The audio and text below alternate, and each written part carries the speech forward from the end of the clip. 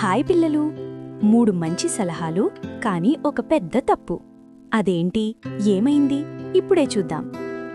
అనగనగా ఒక ఊరిలో ధర్మపాలుడు అనే జ్ఞానవంతుడు ఉండేవాడు. అతను ఒక విచిత్రమైన వ్యాపారం చేసేవాడు. సలహాలు అమ్మడం.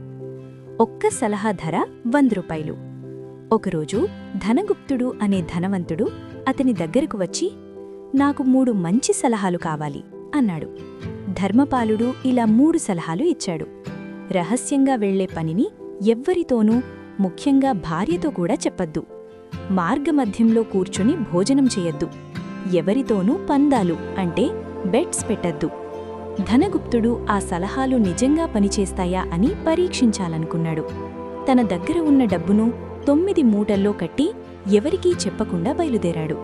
మొదటి సలహా పాటించాడు.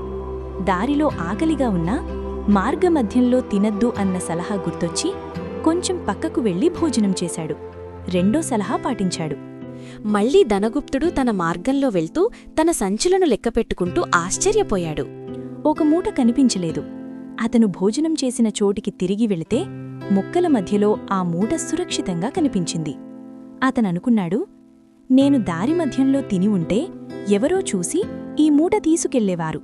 సలహా నిజంగా నన్ను కాపాడింది. ధనగుప్తుడు తన 9వ మూటను తీసుకుని తిరిగి వస్తుండగా అజాగ్రత్తగా ఒక పుచ్చకాయ మీద కాలు పెట్టాడు.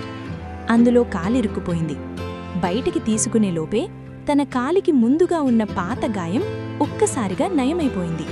అతను ఆశ్చర్యపోయి అనుకున్నాడు, ఈ పుచ్చకాయలో ఏదో ఔషధ గుణం ఉంది. అతను వెంటనే ఆ పుచ్చకాయను ఎవరికీ తెలియకుండా ఒక గుంత తవ్వి దాచిపెట్టాడు. కొన్ని రోజుల తర్వాత రాజుగారికి కాలికి పుండొచ్చింది. ఎవరు నయం చేస్తే వారికి భారీ బహుమానం ఇస్తామని ప్రకటించారు.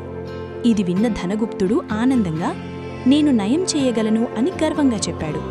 కాని ఈసారి అతను మొదటి సలహా మర్చిపోయి తన భార్యకి ఈ రహస్యాన్ని చెప్పేశాడు. ఆమె పక్కింటివారికి చెప్పింది. ఒకరోజు ధనగుప్తుడు ఊరిలో గర్వంగా మాట్లాడుతూ ఇలా అన్నాడు, ఈ ఊరిలో రాజుగారి కాలికి వచ్చిన గాయాన్ని నేనే నయం చేయగలను.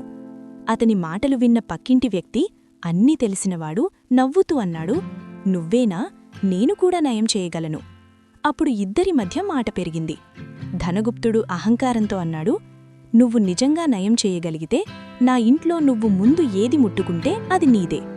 పక్కింటివాడు వెంటనే ఒప్పుకున్నాడు. సరే, నేను నయం చేస్తాను, నీ మాట గుర్తుపెట్టుకో. ఇలా ధనగుప్తుడు 3వ సలహా పూర్తిగా మర్చిపోయాడు. మరుసటి రోజు ఉదయం ధనగుప్తుడు వెళ్లేలోపే పక్కింటివాడు ముందుగానే వెళ్లి దాచిన చోట నుండి పుచ్చకాయ తీసుకుని రాజుగారి దగ్గరకు వెళ్లాడు. అతను ఆ పుచ్చకాయతో వైద్యం చేసి రాజుగారి గాయాన్ని నయం చేశాడు. రాజుగారు సంతోషించి అతనికి పెద్ద బహుమానమిచ్చారు. ఇది తెలిసిన ధనగుప్తుడు చాలా బాధపడి వెంటనే ధర్మపాలుడి దగ్గరకు వెళ్లి జరిగినదంతా చెప్పాడు. అతను భయంతో అన్నాడు, ఇప్పుడు పక్కింటివాడు వస్తాడు, నా ఇనపెట్టు నా ధనం పెట్టి తీసుకెళతాడేమో అని భయంగా ఉంది. ధర్మపాలుడు చిరునవ్వుతో అన్నాడు, నీ ఇనపెట్టెను వెంటనే అటకమీద పెట్టు. ధనగుప్తుడు వెంటనే ఇంటికి వెళ్లి ఇనపెట్టెను అటకమీద పెట్టేశాడు. కొద్దిసేపటికి పక్కింటివాడు తన భార్యతో కలిసి వచ్చాడు. అతను చాలా జాగ్రత్తగా ఏదీ ముట్టుకోకుండా ఇంట్లోకి వచ్చాడు. ఇనపెట్టెను చూసేందుకు చూస్తే అది తన స్థానంలో లేదు, అటకమీద ఉంది. అతను దాన్ని పీసుకోవాలని అనుకుని ముందుగా ఒక నిచ్చెన లాడర్ తీసుకొని ముట్టుకున్నాడు. అప్పుడే ధనగుప్తుడు నవ్వుతూ అన్నాడు, నువ్వు ముందుగా ముట్టుకున్నది నిచ్చెనే, అది నీదే, తీసుకెళ్ళు. పక్కింటివాడు ఆశ్చర్యపోయి, నేను ఇనపెట్టెను తీసుకోవాలని అనుకున్నాను అన్నాడు. అప్పుడే ధర్మపాలుడు వచ్చి చెప్పాడు, పందెమేమిటి? మొదట ఏది ముట్టుకుంటే అది నీది కదా, అందుకే నిచ్చెనే నీది. ఇంకేమీ చెయ్యలేక పక్కింటివాడు నిచ్చెన తీసుకుని వెళ్ళిపోయాడు. ధనగుప్తుడు తన ఇనపెట్టెను కాపాడుకున్నాడు. ఈ కథ మనకు చెప్పేది ఒకటే, మంచి సలహా వినడమే కాదు, పూర్తిగా పాటించాలి. ఇలాంటి మంచి కథల కోసం లైక్ చేయండి, సబ్స్క్రైబ్ చేయండి.